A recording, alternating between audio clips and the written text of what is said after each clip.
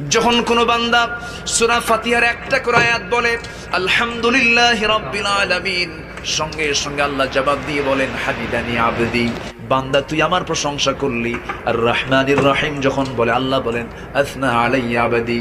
মালিক ইয়াউমিদ্দিন যখন বলে আল্লাহ বলেন মাজ্জাদানি আবদি। এরপরে যখন বলে ইয়াকা না'বুদু ওয়া ইয়াকা নাস্তাঈন পর্যন্ত যখন বলে আল্লাহ বলেন বান্দারে তুই আমার কাছে কি চাস, প্রাণ খুলে চা রে বান্দা।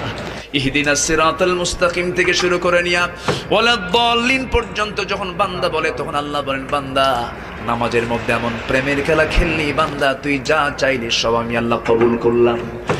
ওই বান্দা যখন রুকুতে যায় আল্লাহ তখন অস্থির হন।